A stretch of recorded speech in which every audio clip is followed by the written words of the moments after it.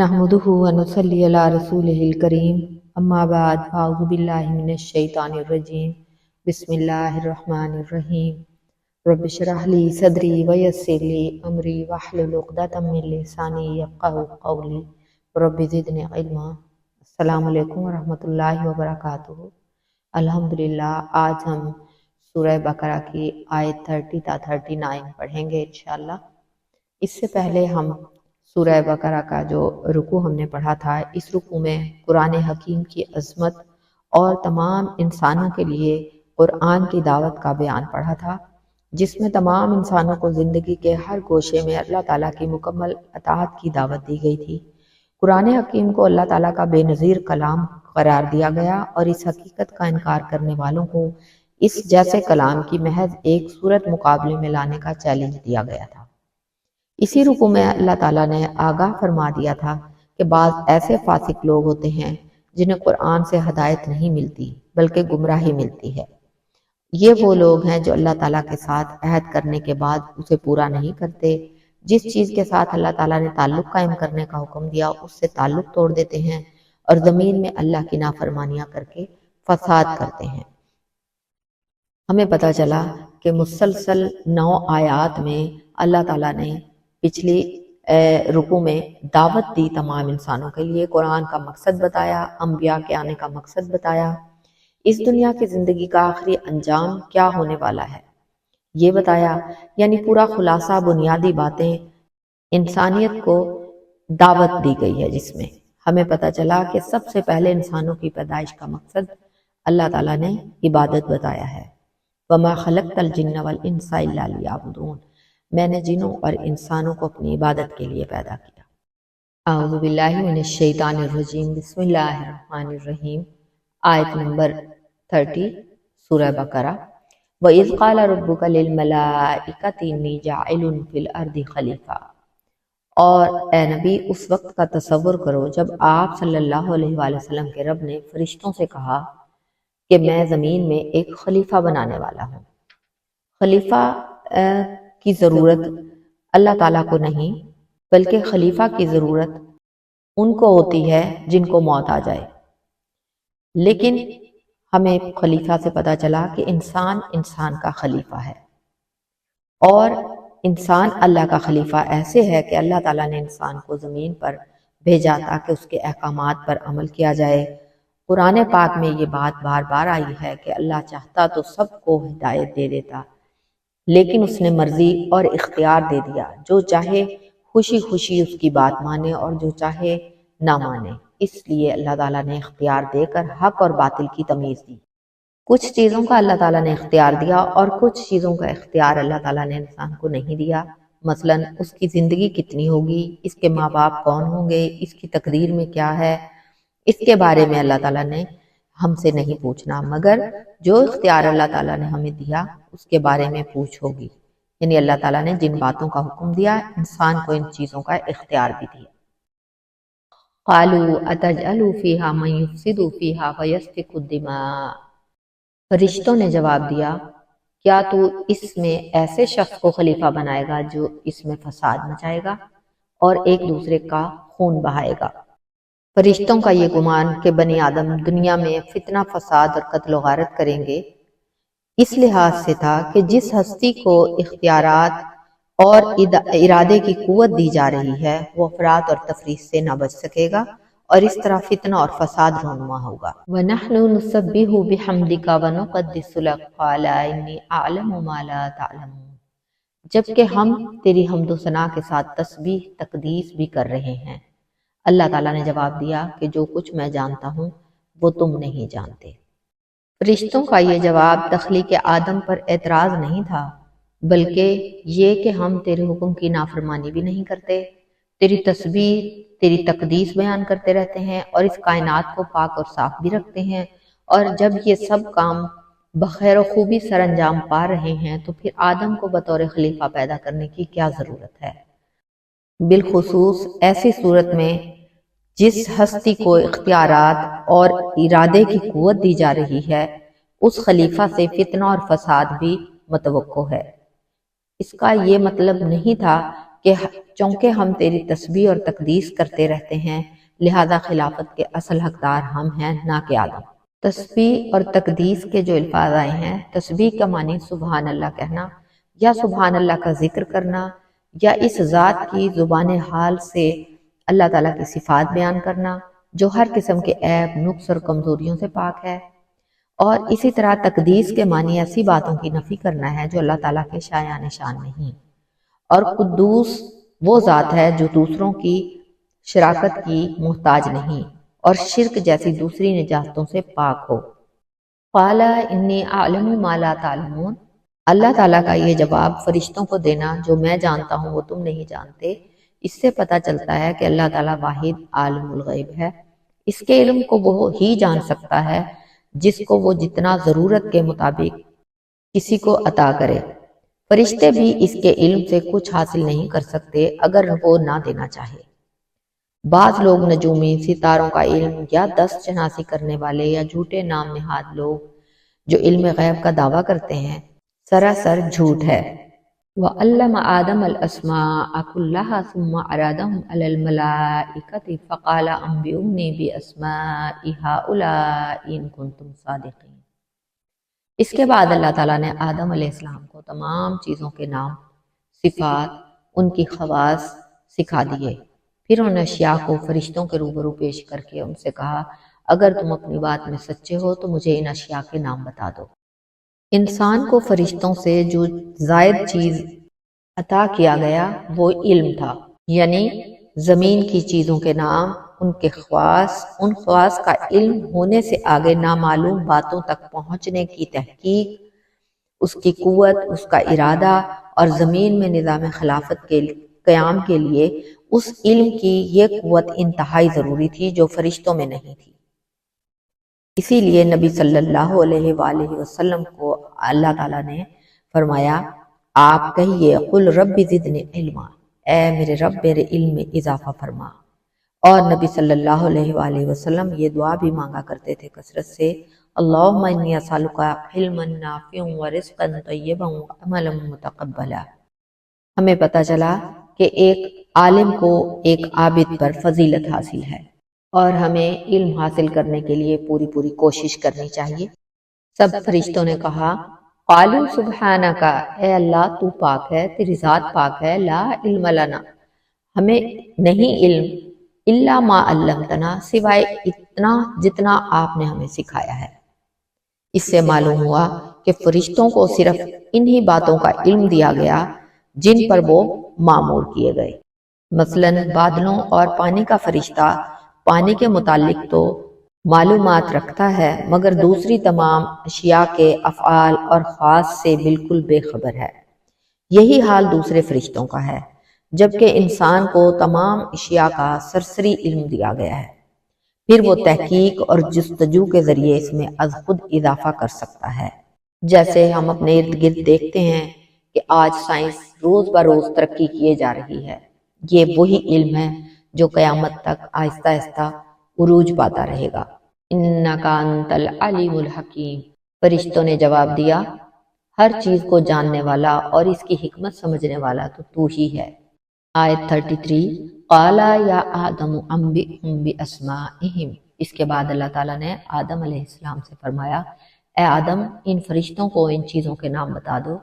فلما انبأہم باسمائہم، تو جب آدم علیہ السلام نے فرشتوں کو ان چیزوں کے نام بتا دیے، قال الم اقل لکم انی اعلم غیب السماوات والارض، تو اللہ تعالیٰ نے فرشتوں سے کہا، کیا میں نے تمہیں یہ نہ کہا تھا کہ میں ہی آسمانوں اور زمین کی پوشیدہ باتیں جانتا ہوں، وَأَعْلَمُ مَا تُبْدُونَ وَمَا كُنْتُمْ تَكْتُمُونَ، اور ان باتوں کو بھی جانتا ہوں جو تم ظاہر کرتے ہو اور ان کو بھی جو تم چھپاتے ہو۔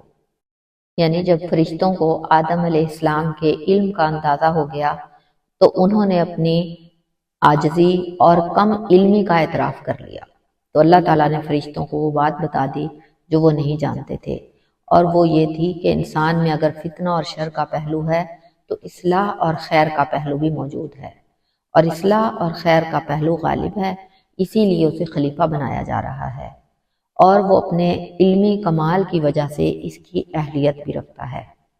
اس قصے سے ہمیں یہ بات پتہ چلی کہ علم عبادت سے افضل ہے، عبادت کا تعلق صرف مخلوق سے ہے، جبکہ علم کا تعلق خالق اور مخلوق دونوں سے، اور سب سے بڑا عالم اور علیم خود اللہ تعالیٰ ہے۔ بلا شبہ انسان فرشتوں جیسی اور جتنی عبادت تو نہیں کر سکتا، تاہم علم کی بنا پر فرشتوں سے افضل اور مستحق خلافت قرار پایا۔ وَإِذْ قُلْنَا لِلْمَلَائِكَةِ اسْجُدُوا لِآدَمَ فَسَجَدُوا إِلَّا إِبْلِيسَ، اور وہ وقت بھی یاد کرو جب ہم نے فرشتوں سے کہا کہ آدم کو سجدہ کرو، سوائے ابلیس کے سب فرشتوں نے اسے سجدہ کیا۔ ابا واستکبر وکان من الکافرین، ابلیس نے اللہ تعالیٰ کا حکم تسلیم نہ کیا اور تکبر میں آ گیا اور کافروں میں شامل ہو گیا۔ اللہ تعالیٰ نے یہاں سجدہ تعظیمی فرشتوں سے کہا۔ جب فرشتوں نے آدم کی فضیلت کو تسلیم کر لیا تو انہیں آدم کو سجدہ کرنے کا حکم دیا اللہ تعالیٰ نے۔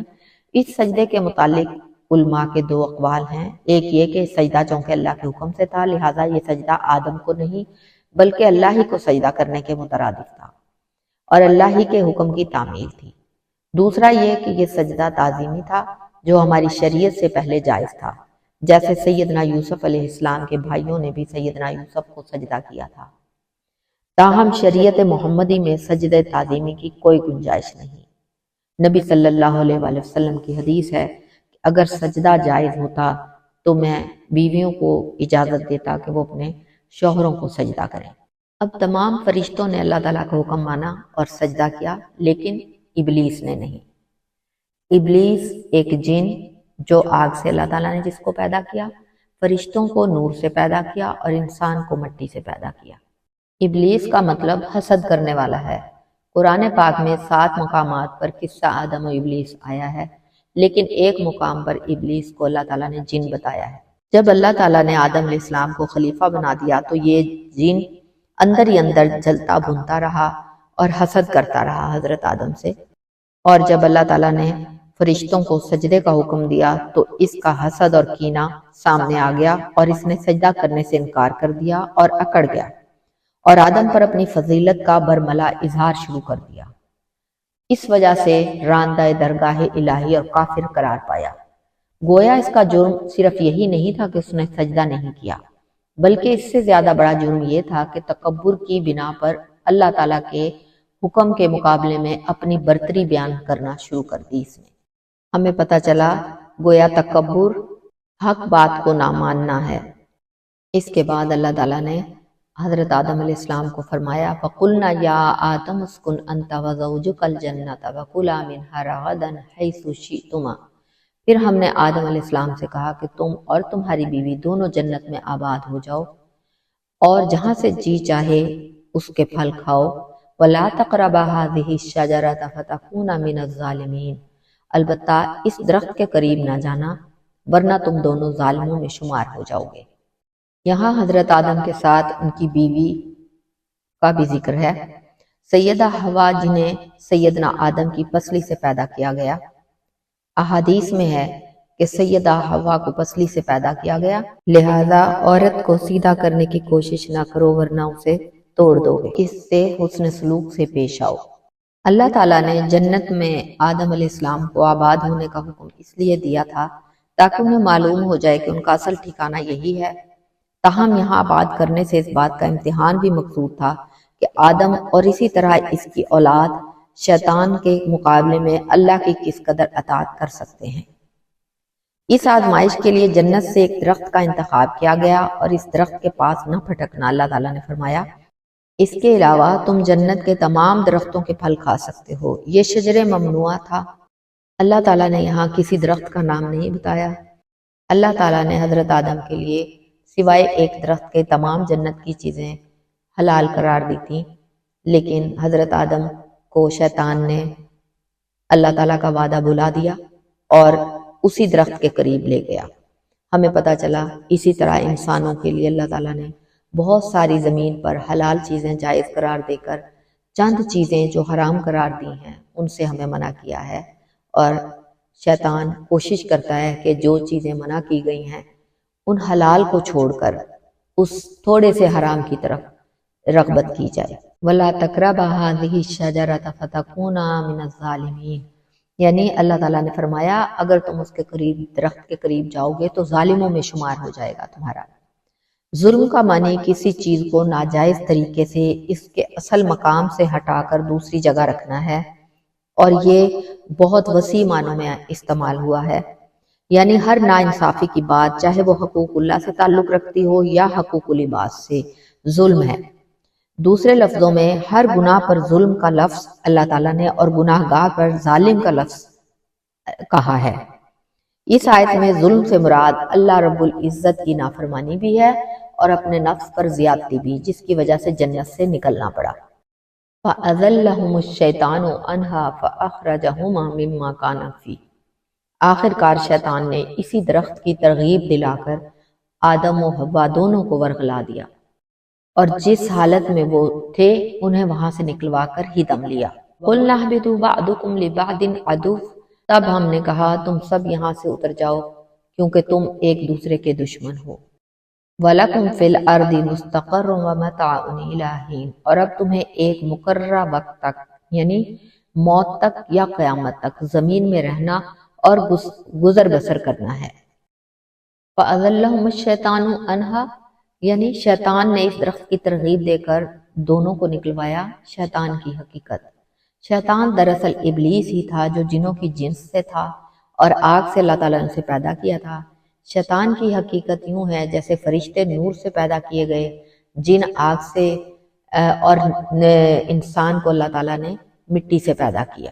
جن اور انسان دونوں بااختیار مخلوق ہیں، اللہ تعالیٰ نے انہیں صاحب اختیار بنایا، اسی بنا پر ابلیس نے سجدے سے انکار کر دیا۔ لیکن فرشتوں میں کوئی ایسا کر ہی نہیں سکتا کیونکہ فرشتوں کے پاس اللہ تعالیٰ نے اختیار نہیں دیا۔ جنوں یا انسانوں میں سے جو کوئی اس قوت اختیار اور ارادے کا غلط استعمال کر کے اللہ تعالیٰ کی نافرمانی اور سرکشی پر اتر آئے وہ شیطان ہے، چاہے شیطان جن بھی اور چاہے شیطان انسان ہو۔ اسی طرح جن شیطان اپنی شکلیں بدل کر انسان کے اندر داخل ہو کر وسوسہ ڈالتے ہیں اور دوسروں کو بھی گمراہ کر سکتے ہیں، جبکہ انسانی شیطان ان باتوں پر قادر نہیں۔ نبی صلی اللہ علیہ وآلہ وسلم نے فرمایا شیطان انسان کی رگوں میں خون کی طرح دوڑتا ہے، یعنی ہر انسان کے ساتھ ایک ہمزاد جن ہوتا ہے۔ اسی طرح انسان کی جیسے فطرت میں خیر اور شر دونوں باتیں موجود ہیں، اسی طرح جنات کے اندر بھی خیر اور شر دونوں موجود ہوتے ہیں۔ ان میں کچھ نیک اور کچھ شریر اور بد کردار جن ہوتے ہیں۔ ان جو بد کردار جن ہوتے ہیں ان کو شیطان کہتے ہیں۔ جنات کے ساتھ ساتھ قرآن پاک میں فرشتوں کی بھی بہت سی اقسام آئی ہیں۔ فرشتوں کی پہلی قسم مقربین فرشتے ہیں، جن میں سے کچھ فرشتے عرش کو اٹھائے ہوئے ہیں اور وہ 4 ہیں۔ قیامت کے دن جب اللہ تعالیٰ لوگوں کا حساب لینے کے لیے نزول فرمائیں گے تو اس وقت وہ فرشتے 8 ہوں گے۔ پھر کچھ فرشتے ایسے ہیں جو ہر وقت اللہ تعالیٰ کے عرش کے گرد گھیرا ڈالے رہتے ہیں۔ انہی مقربین میں سے کچھ فرشتے ایسے ہیں جو بہت سے فرشتوں کے سردار ہیں۔ مثلا فرشتوں کی ایک قسم رسولوں یا پیغمبروں کی ہے، ان کے سردار جبرائیل ہیں، جن کی بہت سی صفات قرآن میں مذکور ہیں، یعنی وہ بڑے زوراور اور امین ہیں۔ ان کا نام روح الامین، روح القدس بھی ہے۔ انبیاء علیہ السلام کے دلوں پر یہی جبرائیل اللہ کا کلام لے کر نازل ہوتے رہے ہیں۔ دوسرے سردار میکائیل ہیں جو بادلوں، بارشوں اور بجلی کے اوپر مامور ہیں۔ تیسرے سردار عزرائیل ہیں جن کا دوسرا نام عزازیل بھی ہے، اور قرآن میں انہیں ملک الموت بھی کہا گیا ہے۔ یہ بھی جان نکالنے والے فرشتوں کی پوری جمعیت کے سردار ہیں، کیونکہ کسی شخص کی جان نکالنے کے لیے ایک نہیں بلکہ کئی فرشتے آتے ہیں۔ ان میں سے ایک سردار اسرافیل ہیں جو قیامت کے دن سور پھونکیں گے، اور ان سب فرشتوں کو ملائے اعلیٰ بھی کہا جاتا ہے۔ کچھ فرشتے آسمان دنیا کے نیچے اور ہماری زمین کے قریب رہتے ہیں۔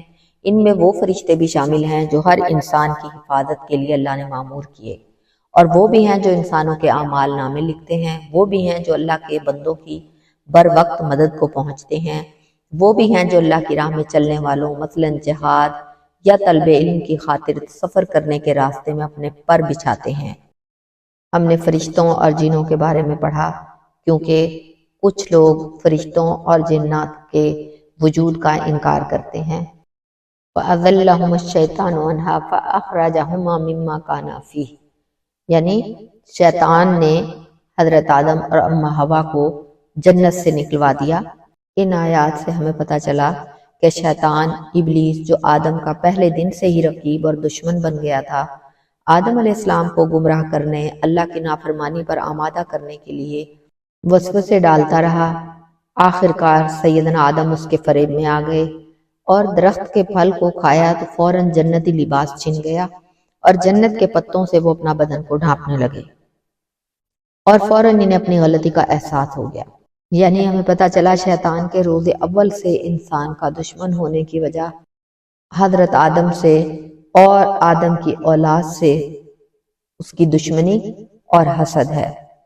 انسان اگر شیطان کو فی الواقع دشمن سمجھے گا تو تب ہی انسان کی نجات واقع ہو سکتی ہے، اور بغض اور دشمنی دنیا میں تو ہو سکتی ہے، جنت میں نہیں۔ اس لیے اللہ تعالیٰ نے سب کو جنت سے نکالا اور دنیا میں چلے جانے کا حکم دیا۔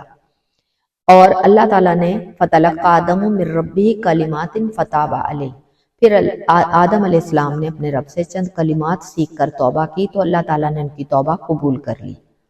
وہ کلمات کیا تھے؟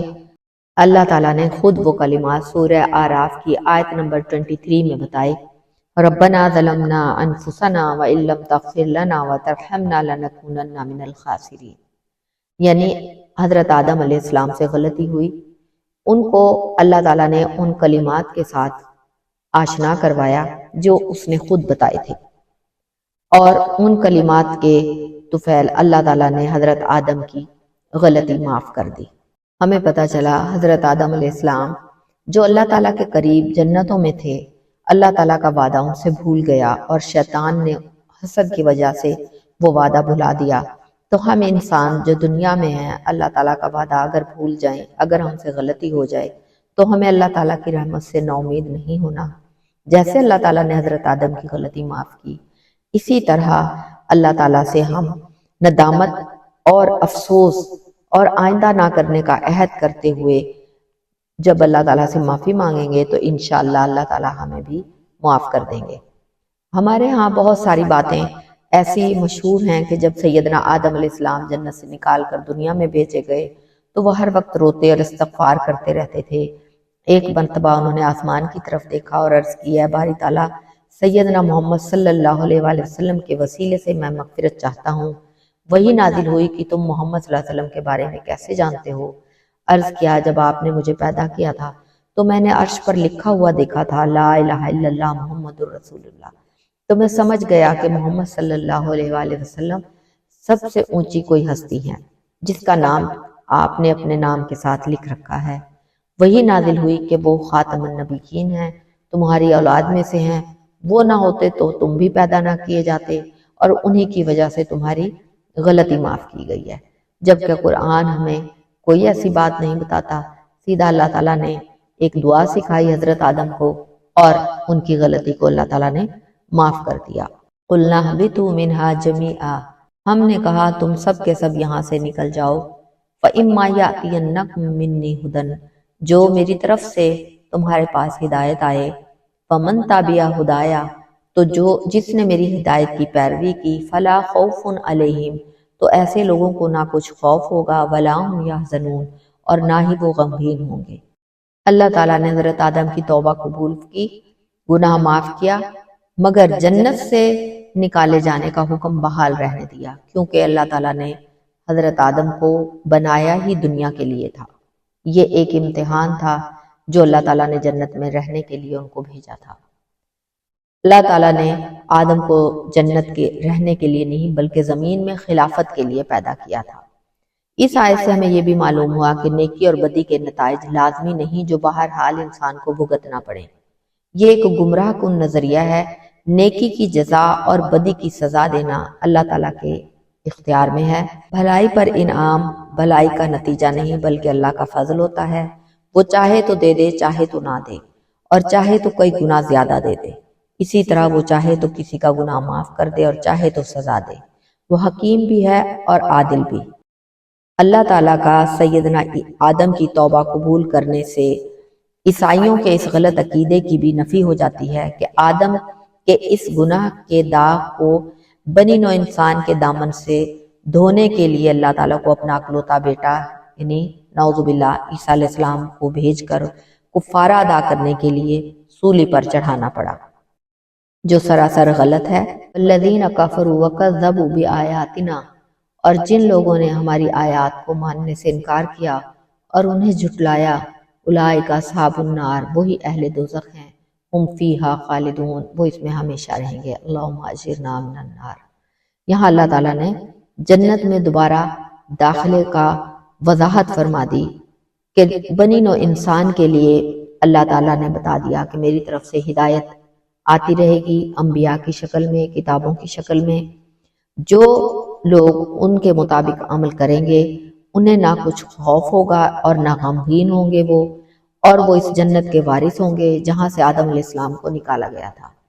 البتہ جو لوگ ہماری آیات کا، وحی کا، اللہ کے نبیوں کا انکار کریں گے اور شیطان سے دوستی رکھیں گے، وہ شیطان جس نے حضرت آدم کو جنت سے نکلوایا، وہ ہمیشہ کے لیے اس کو دشمن سمجھنا ہے، اس سے دوستی رکھیں گے تو وہ ہمیشہ کے لیے جہنم میں ڈالے جائیں گے۔ الحمدللہ ہمارا تیسرا رکوع پورا ہوا۔ سبحانک اللہم و بحمدک، نشہد ان لا الہ الا انت، نستغفرک و نتوب الیک۔ السلام علیکم ورحمۃ اللہ وبرکاتہ۔